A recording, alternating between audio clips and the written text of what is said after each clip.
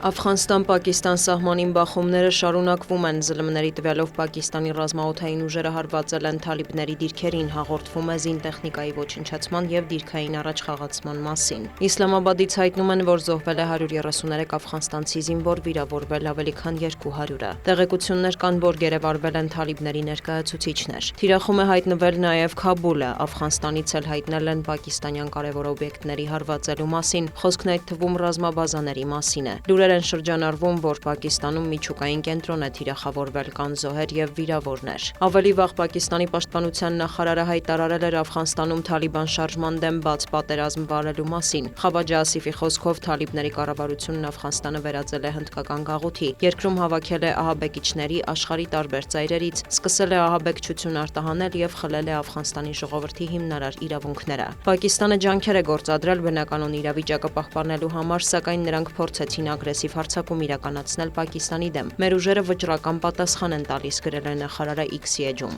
Աֆղանստանի պաշտպանության նախարարությունն էլ հայտարարել է, որ սահմանային բախումների հետևանքով զոհվել է պակիստանցի 55 զինվոր։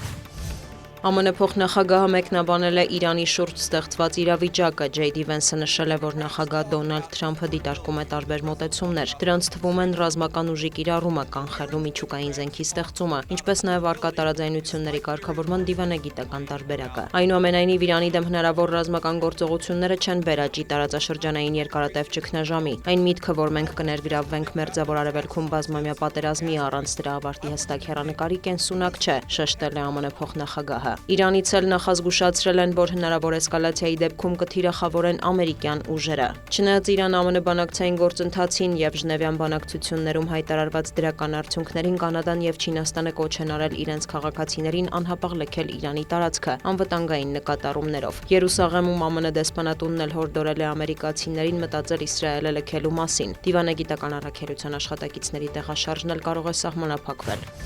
Վոլոդիմիր Զելենսկին հայտարարել է, որ Ռուսաստանը խաղաղություն հաստատելու պատրաստակամություն չի ցուցաբերում։ Դեռևս չկան նշաններ, որ Մոսկվան մտադիր է կանգնեցնել իր ռազմական մեքենան, կարծիք է հայտնել Ուկրաինայի նախագահը։ Նրա համոզմամբ պատերազմը կդադարեցվի միայն այն դեպքում, երբ միջազգային հանրությունը լիովին արգելափակի ռուսական նավթի հոսքերը, էներգետիկա այլ ռեսուրսները և բանկային ոլորտը։ Միևնույն ժամանակ նրա կարծիքով խաղաղության կարող են մոտենալ աշնանը ԱՄՆ-ում միջանկյալ ընտրության ֆոնին։ Խոսելով Դոնալդ Թրամփի հետ իր հարաբերությունների մասին, Զելենսկին դրանք բնութագրել է բարդ, սակայն ընդգծել է, որ դա չի կարող ազդել երկու երկրի գործակցության վրա։ Կրեմլից էլ հայտնել են, որ աշխատանքներ են տանում Ուկրաինա-Ռուսաստան-ԱՄՆ բանակցությունների հաջորդ փուլի նախապատրաստման ուղղությամբ։ Ամսաթիվը կհայտարարվի ավելի ուշ։ Նախօրեին Զելենսկին հայտնել էր, որ եռակողմ հանդիպումը կարող է կայանալ մարտի սկզբին Աբու Դաբիում։ Դիանա Գասպարյան, լուրեր։